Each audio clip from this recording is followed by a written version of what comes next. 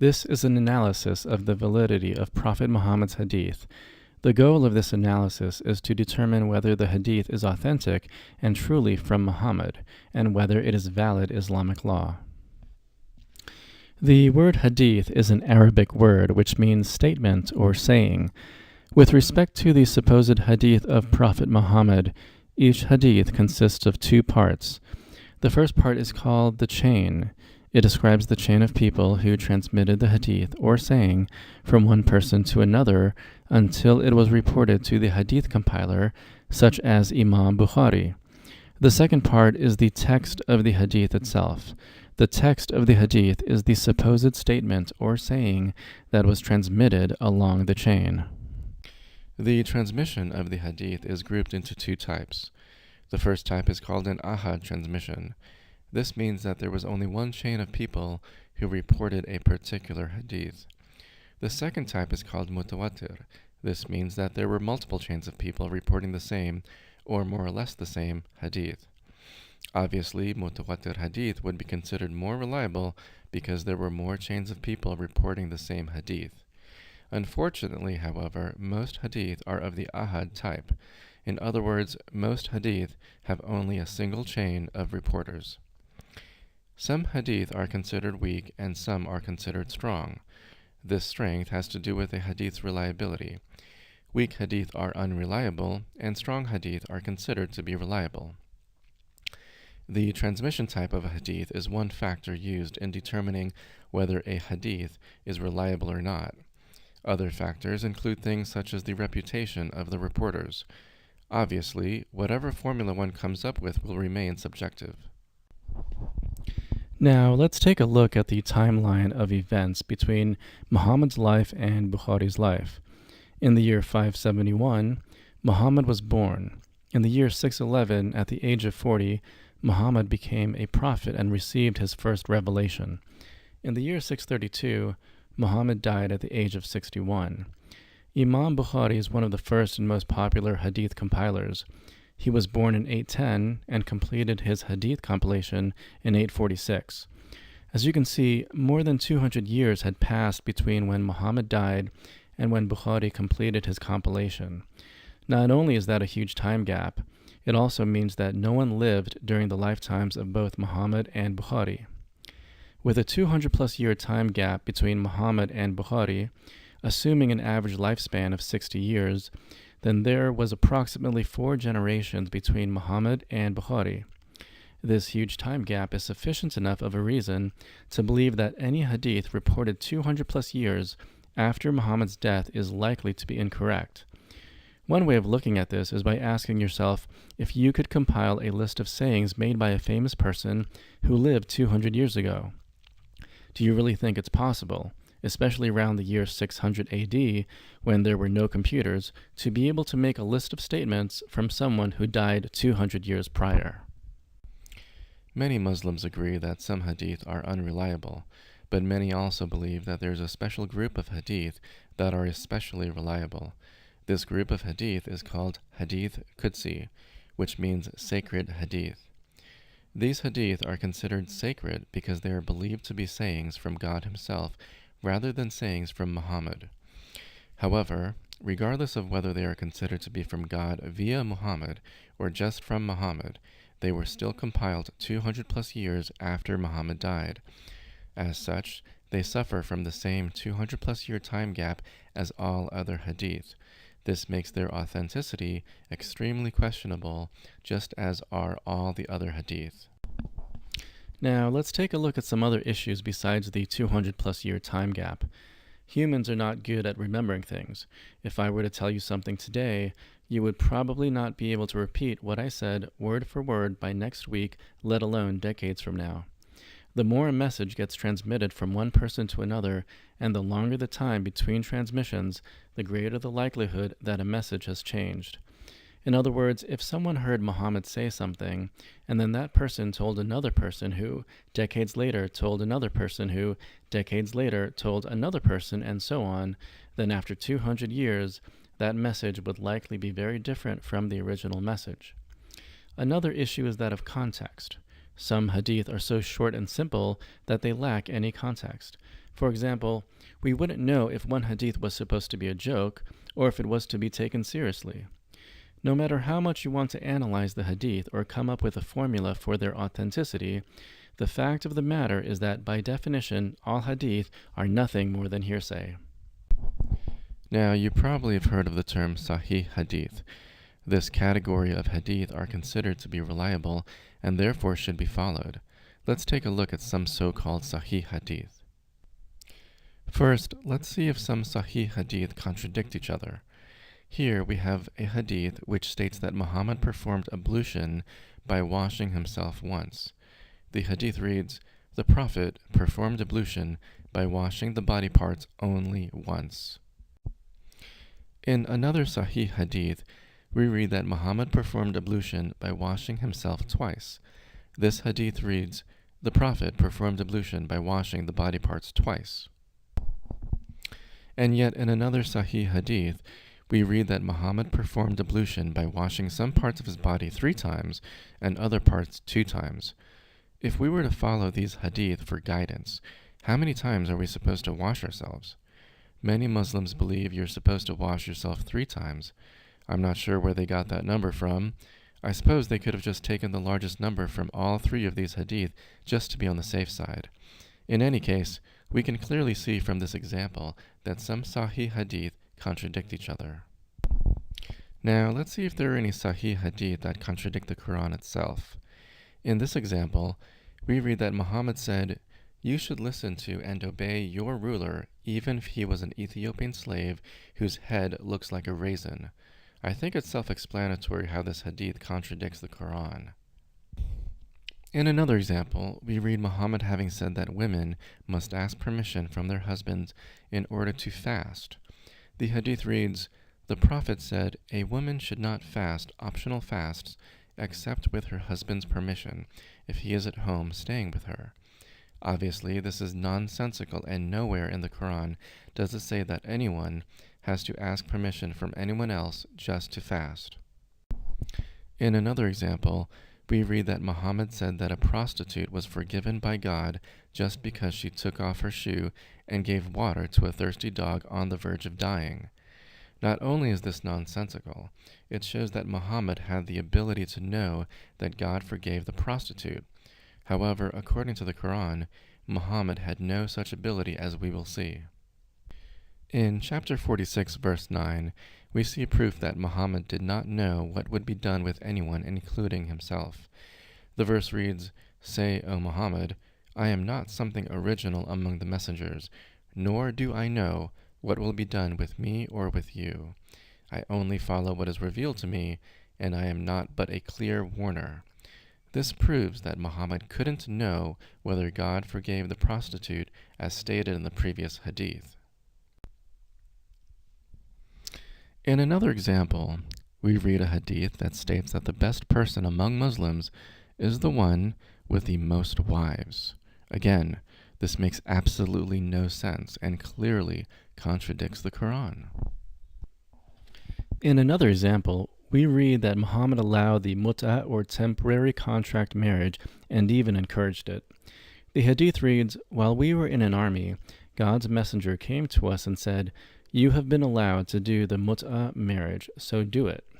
Now, if you are a Shia Muslim, this might sound acceptable, but among Sunni Muslims, temporary contract marriages are not acceptable at all. And it's clear from the Quran that marriages are supposed to be made with pure intentions rather than for temporary satisfaction." In another example, we read that Muhammad forbade praying during sunset. The hadith reads, "I heard the Prophet forbidding the offering of prayers at the time of sunrise and sunset." This is a direct contradiction of the Quran, as everyone knows that one of the 5 daily prayers is at the time of sunset. Nevertheless, this hadith is considered sahih and reliable. The fact that the hadith contains so many contradictions is not a surprise. God already explained this in the Quran in chapter 4, verse 82, which reads, "Then do they not think deeply about, understand, and reflect upon the Quran? If it had been from any other god, then they would have found within it much contradiction." Also, notice how God instructs people to understand the Quran. There is no mention of the hadith. Now, let's see some other Sahih Hadith and see whether they make any sense. In this example, we read that Muhammad said that angels do not enter a house which has either a dog or a picture in it. I think it's pretty safe to say that this makes absolutely no sense whatsoever. If a blind person has a dog to help her get around, then would no angels, including the angel of death, ever come near that person? In another example, we read that Muhammad said that the best women are women who ride camels. This is obviously absurd and is more of a mockery of Muhammad than anything else. Now, let's switch gears and see what information we can get from the Quran to determine what to think about the Hadith. In chapter 6, verse 114, we see proof that only the Quran may be used as a book to judge by. It reads, "Then is it other than God I should seek as judge, while it is He who has revealed to you the book explained in detail." Pause this video and read the verse if you'd like. It's very clear and impossible to misinterpret. In chapter 45, verse 6, we see another verse that specifically states that any hadith that comes after the Quran is not to be believed. We read, "These are the verses of God which we recite to you in truth. Then in what statement or hadith after God and His verses will they believe?" In chapter 68, verse 36 through 38, we find another proof that only the Quran can be used as a law book. It says, "What is the matter with you? How do you judge? Or do you have a book, scripture, in which you learn that indeed for you in it is whatever you choose?" Notice the last part of the verse that says, "In it is whatever you choose." A book like that sounds a whole lot like the Hadith, since obviously many Sahih Hadith can't possibly be accepted by anyone without a sound mind. Go ahead and pause the video and read this verse very carefully so you can digest it. Many Muslims will tell you that the Quran is incomplete because it doesn't explain how to pray. As such, this is their justification for the Hadith. However, their argument fails when we look at chapter 6, verse 115, which reads, "And the word of your Lord has been completed in truth and justice. None can alter His words, and He is the hearing, the knowing." Notice the key word here, completed. If people believe that the Quran is not complete, then they are directly disagreeing with God Himself. In chapter 6, verse 38, we find a similar verse which reads, "And there is no creature on or within the earth, or bird that flies with its wings, except that they are communities like you. We have not neglected in the book Quran a thing. Then unto their Lord they will be gathered." Notice the sentence, "We have not neglected in the book Quran a thing." This is obviously just another way of saying that the Quran is complete. Many Muslims will argue that the Quran is complete, but it's not detailed because it doesn't specify the details of how to pray. This is another one of their justifications of the Hadith. However, their argument fails when we read chapter 6, verse 114, which reads, "Then is it other than God I should seek as judge, while it is He who has revealed to you the book explained in detail." Notice the last part that says that the Quran is explained in detail. Again, if you disagree that the Quran is detailed, you are disagreeing with God Himself. There is yet another verse to further support the fact that the Quran is detailed. In chapter 12, verse 111, we read, "There was certainly in their stories a lesson for those of understanding. Never was the Quran a narration invented, but a confirmation of what was before it and a detailed explanation of all things, and guidance and mercy for a people who believe." Notice again the phrase, "a detailed explanation of all things." Therefore, the Quran isn't just detailed on some things, but rather on all things. In chapter 41, verse 3, we read yet another proof that the Quran is detailed. It reads, "A book whose verses have been detailed, an Arabic Quran for a people who know." And in chapter 11, verse 1, we read even more proof. This verse says, "Alif Lam Ra, this is a book whose verses are perfected and then presented in detail from one who is wise and acquainted." At this point, I think it's safe to say that the Quran is fully detailed. Many Muslims will argue that the Quran isn't clear, and as such, the Hadith are needed to clarify the Quran.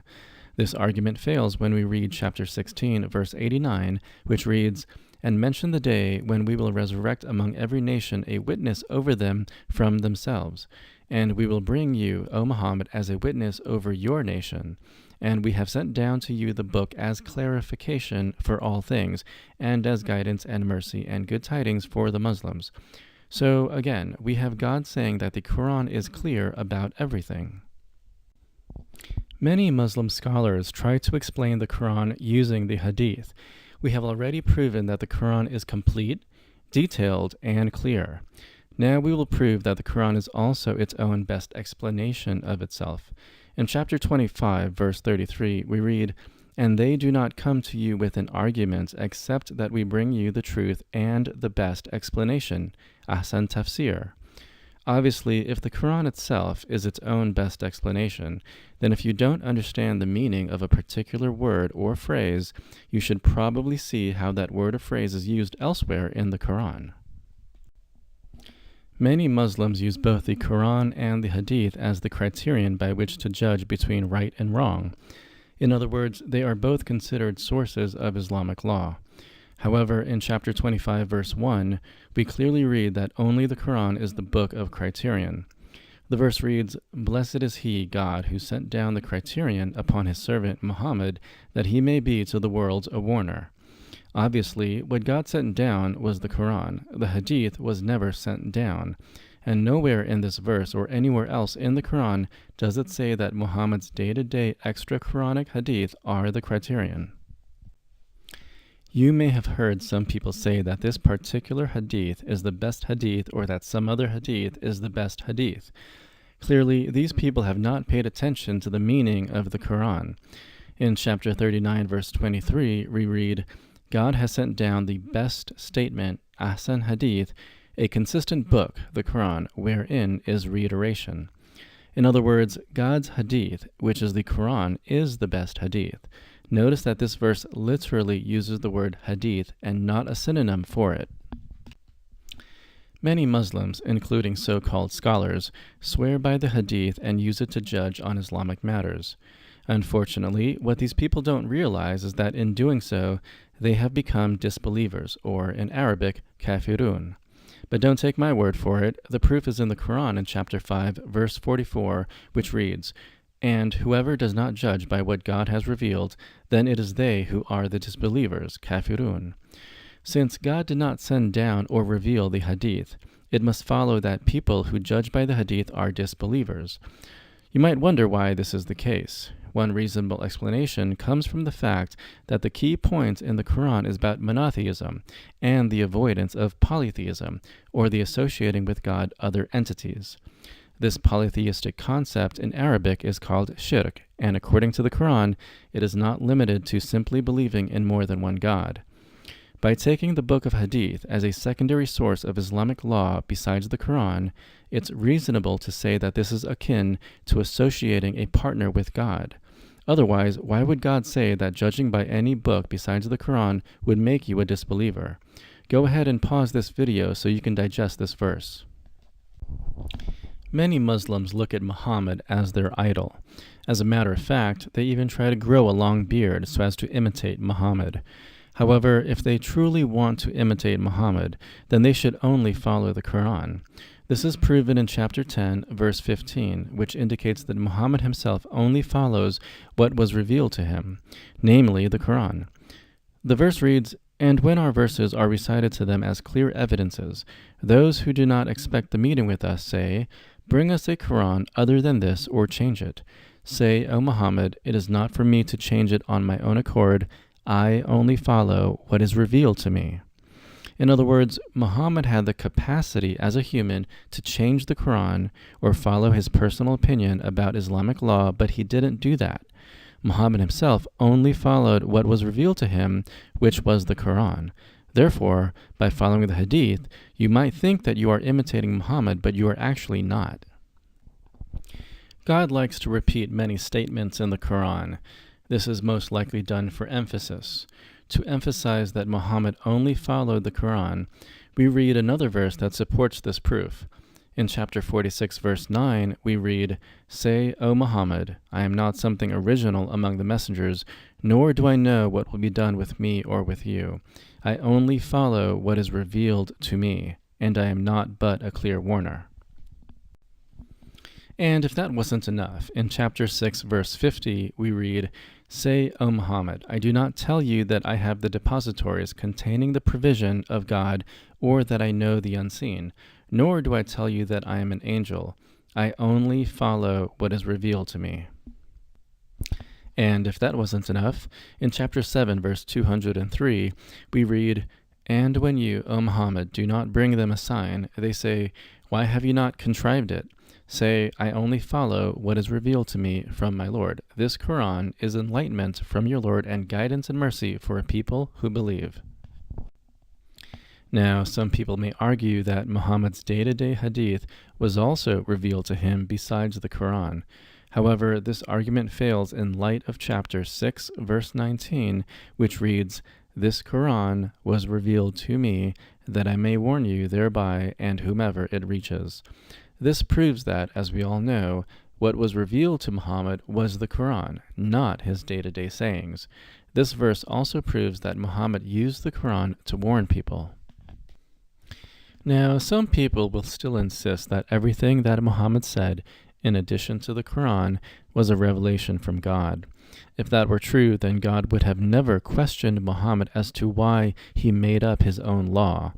This is proven in chapter 66, verse 1, which reads, "O Prophet, why do you forbid what God has made lawful for you, seeking the approval of your wives?" Apparently, at one point in his life, Muhammad forbade something which God never forbade.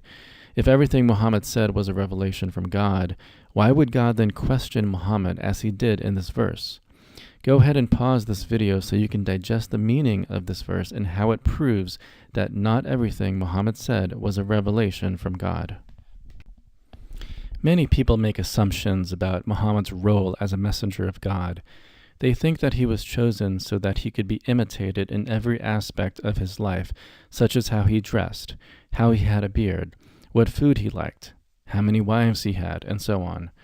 Instead of following assumption and guessing what Muhammad's job was, we can see proof of what his job was in chapter 5, verse 99. The verse reads, "Not upon the messenger is responsibility except for notification, and God knows whatever you reveal and whatever you conceal." So, in other words, Muhammad's one and only job was to notify people. Muhammad's sole duty as a notifier is reiterated in chapter 42, verse 48, which reads, "But if they turn away, then we have not sent you, O Muhammad, over them as a guardian. Upon you is only the duty of notification." It is also mentioned in chapter 13, verse 40, which reads, "And whether we show you part of what we promised them or take you in death, upon you is only the duty of notification." So, if Muhammad's one and only job was to notify people, what exactly was the message he was supposed to notify people with? The answer lies in chapter 6, verse 19, which reads, "This Quran was revealed to me that I may warn you thereby and whomever it reaches." Therefore, the message Muhammad was supposed to notify people of was the Quran. The message was not his day-to-day sayings that have nothing to do with the Quran. Let's take a look at some other issues. Many Muslims, including scholars, will disagree on which hadith to follow. This may be due to personal bias. As a result, people end up picking and choosing which hadith they'd like to use or follow as Islamic law. What people don't realize is that this selective picking and choosing which hadith they want to follow is not allowed. This is proven in chapter 68, verse 36 through 38, which reads, "What is the matter with you? How do you judge? Or do you have a book, scripture, in which you learn that indeed for you in it is whatever you choose?" This verse is interesting in that it is as if God knew people were going to make hadith books and start picking from it whatever they like and call it Islamic law. This verse is yet another proof that the hadith books are invalid as a source of Islamic law. Many Muslims don't really understand the Quran and they just follow the masses. They think that if they just follow and do whatever the majority of Muslims do, then they are safe. This mindset is not only nonsensical, but it is also wrong. This is proven in chapter 6, verse 116, which reads, "And if you obey most of those upon the earth, they will mislead you from the way of God. They follow not except assumption, and they are not but falsifying." As of the year 2018, most Muslims believe that they must follow the Hadith. This belief is obviously based on nothing but an assumption that the Hadith is to be followed. As we have seen so far in this video, and we're not even done yet, the Hadith should not be followed, and doing so would render you a disbeliever, kafir. Now, let's think about this mindset of following the majority and assuming the majority is correct. As of 2018, the majority of people in the world are Christian. If the majority is automatically correct, then everyone should just become Christian. Then later on, if some other religion becomes the majority, everyone should just switch to that religion. As you can see, just assuming the majority is always correct is illogical. Many Muslims do not bother to understand the Quran. Instead, they simply rely on their religious leaders and imams and assume that these often long-bearded people know what they are doing. Again, this type of mindset is purely based on assumption. According to chapter 33, verse 67, these blind followers will be quite disappointed when they find out that their leaders actually led them astray. The verse reads, "And they will say, 'Our Lord, indeed we obeyed our masters and our dignitaries, and they led us astray from the right way.'" For more context on this verse, feel free to pause the video and read the few verses before it. It surprises me how so many people think that it's safe to just follow assumptions without seeking proof. The fact that most people incorrectly follow their assumptions is proven in chapter 10, verse 36, which reads, "And most of them follow not except assumption. Indeed, assumption avails not against the truth at all. Indeed, God is knowing of what they do." Everyone has a brain, but unfortunately, not everyone uses it. Most people would argue that you are dumb if you don't use your brain. Apparently, God thinks even less of people who don't use their brain. In chapter 8, verse 22, we read, "Indeed, the worst of living creatures in the sight of God are the deaf and dumb who do not use reason." In other words, if you don't use your brain to think logically and seek proof of your beliefs rather than rely on mere assumptions, then you are among the worst of the living creatures. People have the ability to find the truth. We can see and hear, and we have a brain with which to think. However, many people don't use these features to find the truth. As mentioned earlier, they would rather just follow their assumptions. According to chapter 7, verse 179, these types of people are like lost cows who will just go to hell for their ignorance. The verse reads, "And we have certainly created for hell many of the jinn and mankind. They have hearts with which they do not understand, they have eyes with which they do not see, and they have ears with which they do not hear. They are like cattle, rather, they are more astray. It is they who are the heedless." The similarity between people and lost cows is repeated in chapter 25, verse 44. It reads, "Or do you think that most of them hear or reason? They are not except like cattle. Rather, they are even more astray in their way." In other words, if you don't use your brain and reason in trying to understand matters of belief, then you are more astray than a bunch of cows that just wander aimlessly. Many Muslims see Muhammad as their idol. As such, they believe that the Hadith are equal to the Quran. Even though many Muslims believe that there are many other prophets and messengers, such as Abraham, Moses, and Jesus, they clearly treat Muhammad as superior compared to the others. What they don't realize is that their assumption that Muhammad is superior is a direct violation of the Quran in chapter 2, verse 285. The verse reads, "The messenger has believed in what was revealed to him from his Lord, and so have the believers. All of them have believed in God and his angels and his books and his messengers, saying, 'We make no distinction between any of his messengers.' And they say, 'We hear and we obey. We seek your forgiveness, our Lord, and to you is the final destination.'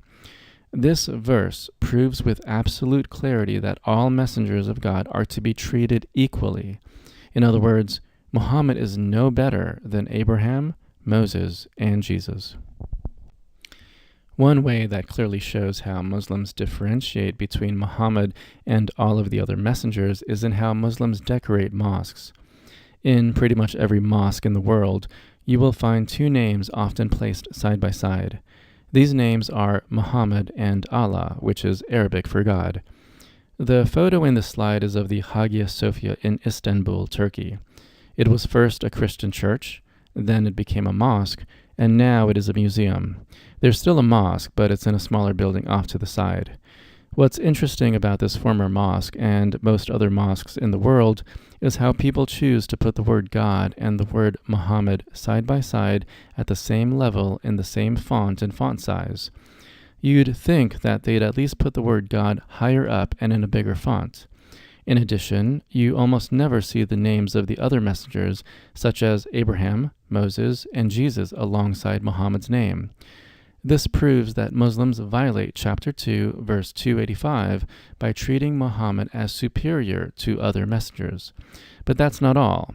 One can argue that the placement of Muhammad's name in mosques is a violation of verse 18, chapter 72. This verse reads, "And the places of worship, masjids, mosques, are for God, so do not invoke anyone beside God in them."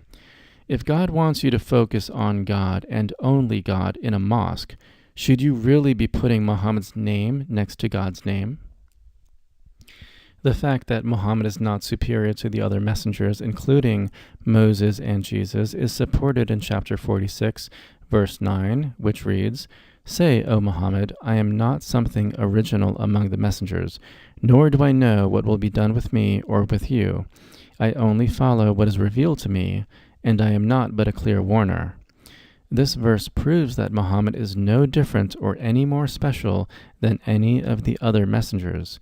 If you choose to disagree, well then you would be in direct violation of the Quran. If you were raised Muslim or converted to Islam, you will most likely have been told that there are two books that you must believe in. One is the Quran and the other is the Hadith.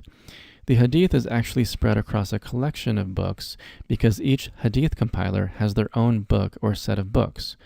This idea that Muslims must believe in both the Quran and the Hadith is nowhere to be found in the Quran. As a matter of fact, chapter 2, verse 285 makes it very clear what Muslims are supposed to believe in. The verse reads, "The messenger has believed in what was revealed to him from his Lord, and so have the believers. All of them have believed in God and his angels and his books and his messengers, saying, we make no distinction between any of the messengers, and they say, we hear and we obey. We seek your forgiveness, our Lord, and to you is the final destination." I have highlighted the four things that Muslims are only required to believe in. They are 1. God, 2. God's angels, 3. God's books, and 4. God's messengers. The Hadith is obviously not God's book, so according to this verse, you don't have to believe in it. Some may argue that belief in God's messengers includes belief in the Hadith. I think it's clear in the context of this verse and the Quran as a whole that belief in God's messengers means belief that certain individuals, such as Abraham, Moses, Jesus, and Muhammad, were messengers of God, as opposed to not messengers of God.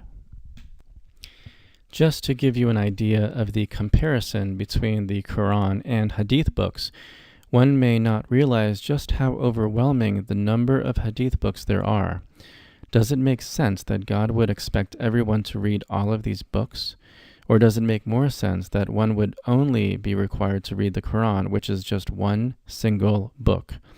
Obviously, it's unreasonable to expect everyone to read and study all of the Hadith books.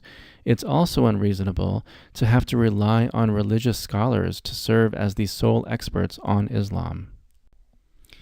Some Muslims will argue that the verses that mention that you must obey God and the messenger means you must follow the messenger's hadith. The problem with this argument is that they almost always take words out of context. For example, chapter 3, verse 32 reads, "Say, obey God and the messenger. But if they turn away, then indeed God does not like the disbelievers." If you read the second sentence in this verse, it becomes clear that the verse is targeting a certain group of people who were contemporaries of the messenger and who were disobedient to him. Let's take a look at some examples of verses that reference the phrase obeying the messenger. In chapter 24, verse 51, obey means to allow the prophet to judge between your disputes. Obviously, this targeted the contemporaries of Muhammad, because now that Muhammad is dead, he can't possibly judge between our disputes. In chapter 33, verse 33, the word obey is targeting the wives of the prophet.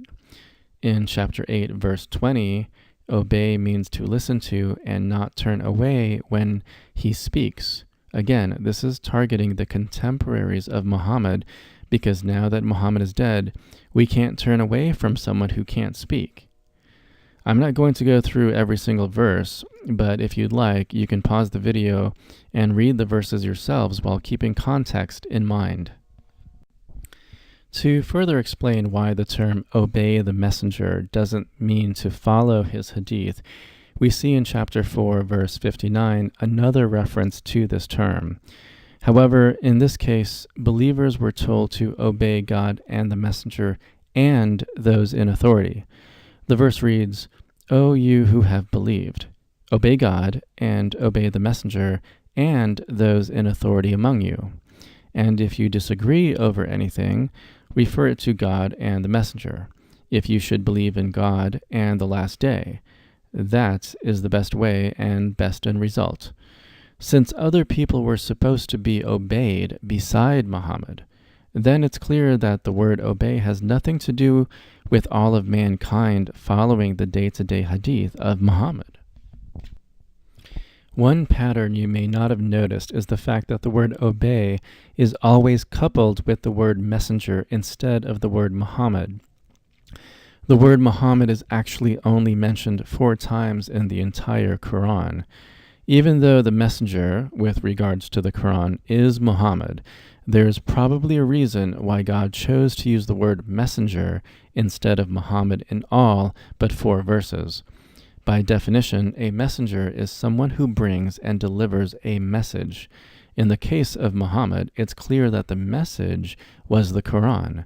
Therefore, the term obey the messenger logically would mean to obey the message that the messenger was sent to deliver, which means to obey the Quran. If we look for other references to the words obey and messenger, we find in chapter 4, verse 64, that other messengers were also to be obeyed. The beginning of the verse reads, "And we did not send any messenger except to be obeyed by permission of God." This means that all messengers, including Abraham, Moses, and Jesus, were also to be obeyed, just like Muhammad was to be obeyed. This further supports the explanation that to obey the messenger does not mean to follow his day-to-day hadith, which are separate from the Quran. Many Muslims believe that being guided by the Prophet is done by following the hadith. However, God instructed Muhammad to guide people with the Quran, not with anything else. This is proven in chapter 50, verse 45, which reads, "We are most knowing of what they say, and you are not over them a tyrant, forceful leader. Therefore, remind by the Quran whoever fears my threat." Therefore, if you want to be guided, you just need to follow the Quran. Some Muslims argue that since the Quran doesn't explain how to pray, and that the Hadith does, then the Hadith are therefore necessary to supplement the Quran. This argument fails for a number of reasons. First of all, there are many verses that describe many different aspects of prayer, including ablution steps, prayer direction, prayer times, prayer form, standing position, bowing position, prostrating position, and so on. There are even verses that describe the call to prayer. Friday congregation prayer, prayer purpose, prayer tone, prayer leader, the shortening of prayer, and the place of prayer. Go ahead and pause the video and examine these verses I have listed if you don't believe me. Many Muslims seem to think that praying began with Muhammad. However, this is clearly not the case. According to chapter 2, verse 128, we see that Abraham was a Muslim and asked God to show him his rights. These rights, as we'll see later, must mean practices such as how to pray. Therefore, since Abraham asked God to show him his rights, it is reasonable to believe that Abraham was the first messenger who was taught how to pray by God. In chapter 14, verse 40, we now see explicit proof that Abraham prayed. The verse reads, "Lord, make me an establisher of prayer, and many from my descendants, our Lord, and accept my supplication." In chapter 21, verse 73, we see additional proof that God inspired in or revealed to Abraham to pray and other things, such as the giving of zakah. The verse reads, "And we made them leaders guiding by our command, and we inspired to them the doing of good deeds, establishment of prayer, and giving of zakah, and they were worshippers of us." Obviously, Muhammad wasn't even born yet, so Abraham could not have learned to pray from Muhammad's hadith. This is just basic common sense. Many Muslims also seem to think that Islam was founded by Muhammad. This is clearly not the case, as proven in chapter 16, verse 123, where God tells Muhammad to follow the religion of Abraham. The verse reads, "Then we revealed to you, O Muhammad, to follow the religion of Abraham, inclining toward truth, and he was not of those who associate with God."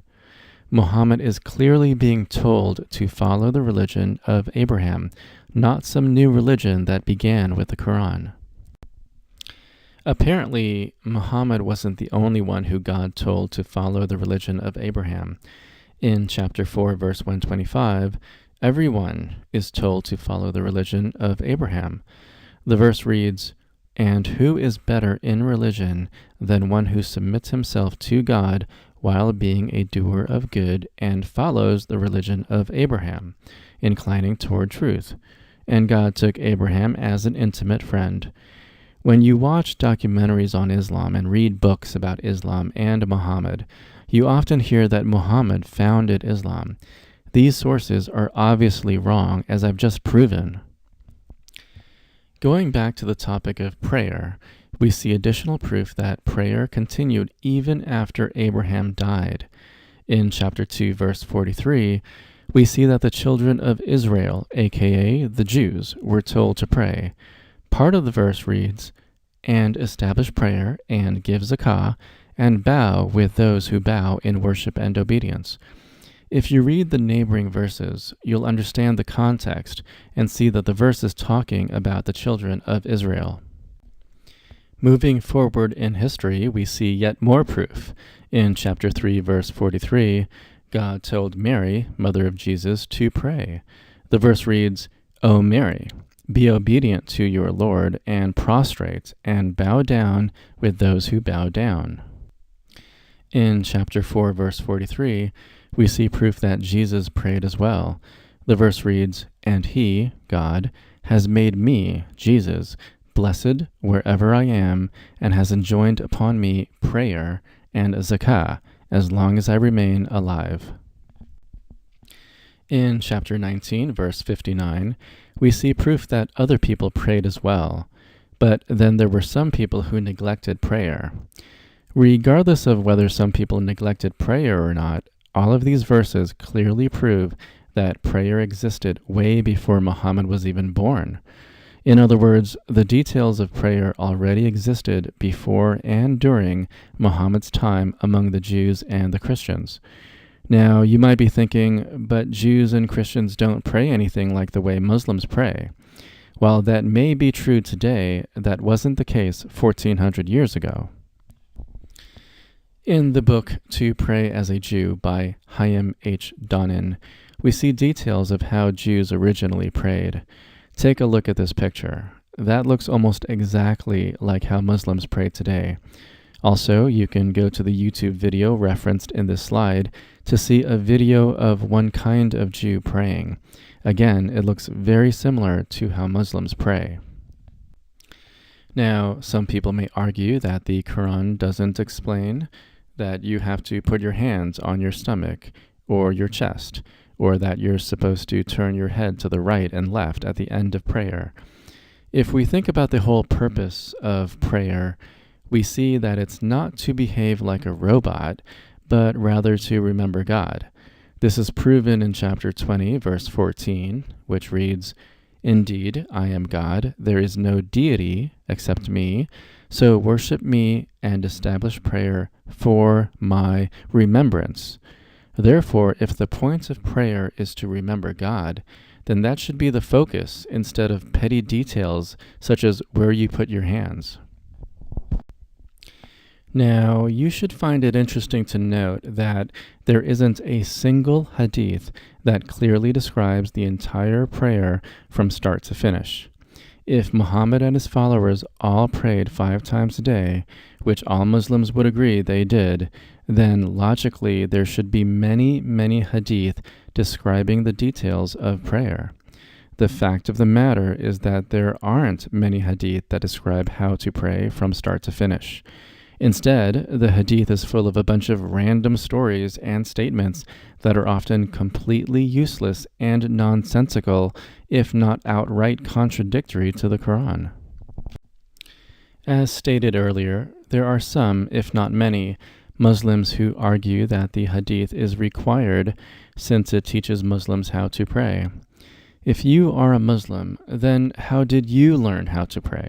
Did you go and read the hadith books and try to piece together a puzzle of statements to come up with your current way of praying? Obviously not. You, like most other Muslims, probably don't even read the hadith. You just say you're supposed to believe in it because that's what you were told. You, like most other Muslims, learn to pray from either your parents or from society. And that, my friends, is how people actually learn how to pray. It is not from reading the hadith. The fact that people prayed since the time of Abraham and that people prayed in congregation every Friday would have preserved the details of prayer from generation to generation just like it does today.